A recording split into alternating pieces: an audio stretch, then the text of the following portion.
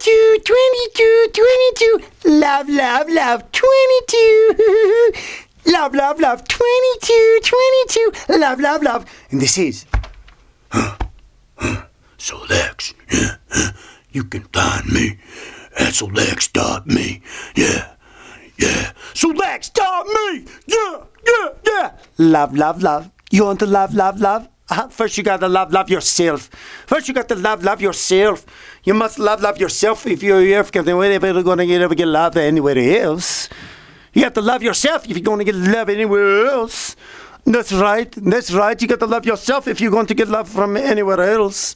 Because you don't love yourself, you're not going to get it someplace else.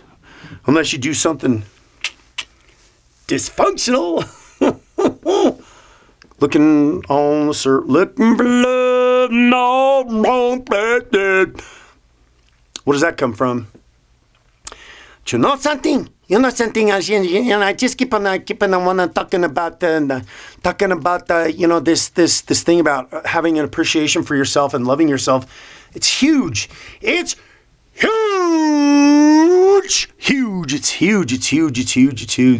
I mean, I think it's, I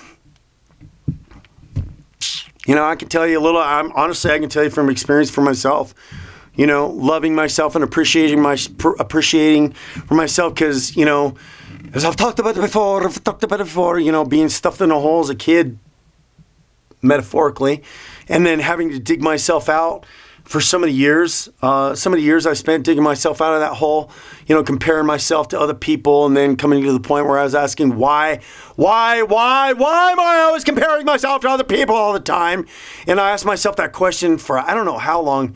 A long time. I asked myself, why am I always comparing myself to other people? Why am I always comparing myself? If you're asking the questions and you're persistent when asking the questions, sooner or later you're going to get the answer. So I was persistent in asking that question, why am I always comparing? Because I didn't accept myself for who I was, so I felt I needed to compare myself to other people, and as a kid I compared myself to other people by putting myself above them, by criticizing other people and putting them down, because then if I could put them down below me, then I could feel better about myself and, dysfunctionally have an appreciation for myself, right? Right? I mean, really, so we can get involved in some, no, don't do that. We can get involved in some really dysfunctional behaviors, because what are we looking for? What are we looking for? We're looking for that unconditional love and acceptance, trying to accept ourselves. Because if we're not getting it from the people that we should be in our lives, then we're going to try to do it on a dysfunctional level someplace else. Looking for love, and I think primarily that comes from, and this is just really huge, self-love and self-acceptance. And that's not to say, because somebody could take that and say, oh, you're worshiping yourself. Oh, you accept yourself. No. That's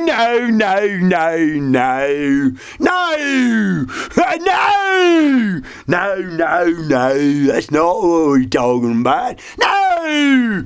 Because the problem is, for the majority of most people that are out there, is that we don't love ourselves. We don't appreciate ourselves.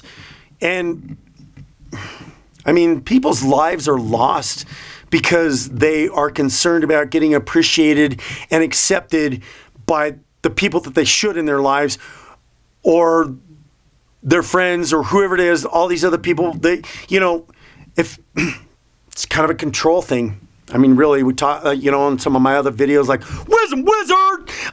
If you go watch Wisdom Wizard, and there's what we call, the control. And I talked about that one, I think, in Church on Sundays, maybe, or we might have talked about it in Think, Feel, Believe. But, the law of control, it's kind of like there was a synergistic thing, and kind of a universal law that was established, the law of control. When you're in control, you're out of control. When you're trying to control something, you don't want to end up getting the opposite of the thing you're trying to control, you see? In control. If you're trying to control something, like, you're trying to control getting accepted by other people by whatever means that you're doing it. You know, you're forcing the issue of trying to get accepted, and you're setting yourself up for really nothing but rejected. You end up getting the opposite of the thing that you're trying to be in control of by going out and getting acceptance by doing certain things, by belonging to groups, by drinking with people, by whatever. I mean, there's so many things that we're doing out there. There's so many things that we're doing out there, you know, looking for that unconditional love and acceptance in other areas, in the wrong places. And really, we just end up getting the opposite of the thing that we're trying to be in control of. You know, so many times I'm like on this dating site, and these ladies will ask, do you think I'm pretty? You know, it's like you're just, you know, you go out into the world and you start asking for other people, and the thing that you're doing the most is you're just setting yourself up for rejection, right? And so, you know, we're doing these things on a physical level because we're looking for that acceptance, but then when you end up getting the opposite of the thing that we're looking for, so you got to stop. Somebody got to stop, you know, and let go of the need to be looking for acceptance from who, how, or wherever it's coming. It's like going to the physical, going to the physical aspects of whatever it is. I mean, substance abuse, relationships, whatever, where you're looking for acceptance and love in whatever it is. And, you know, a lot of those things, you're just going to end up getting yourself into some trouble. You don't get yourself into some trouble, you say, and because you end up getting the opposite of the thing you're trying to control. So, realistically, what you want, you know, like I said, lives are lost because of this, because we're not getting that acceptance from whatever it is that we're searching for, that we're trying to be in control of and get it from, because I've been disappointed on some really deep levels in my life. I mean, I can tell you that. I mean, you know, there's been a moment or two where I thought, you know, how did I even make it to where I am today because of the holes that I've had to dig myself out of? And, you know, we all got our struggles. We all got the things that we're dealing with. We all have our crosses to bear, you say. I mean, all the things that happened to us in our lives, we all have these challenges, and we all have these things. But if we can bring ourselves to the consciousness of understanding that we are kind of doing the wrong thing, yeah, by going and looking for unconditional love and acceptance from things on the outside, and realizing that we have to start accepting for who we are, building that foundation. I mean,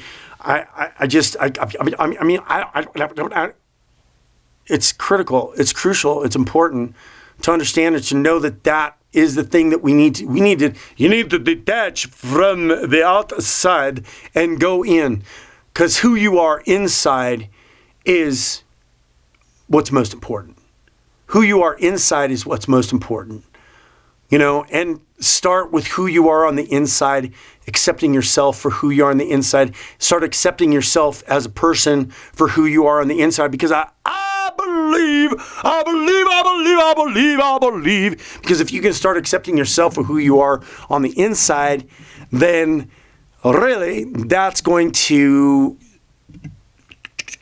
synergistically create the environment that's going to allow you to change maybe some of the things that you don't like about how you are on the outside.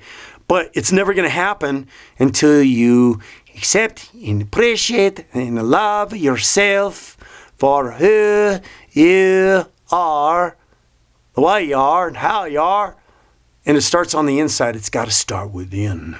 It's got to start within, inside you. Yeah.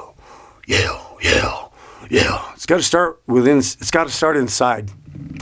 And inside, really, if you want to know the truth, and you can learn more about the inside of you in church on Sundays, and you know, yeah, that inner thing, starting on the inside, because that's where the key is. That's where the key for love is. Loving yourself. Love yourself. Love yourself. Love yourself. Appreciate yourself for just who you are as a person. That's where you need to start. Okay. Hey, you.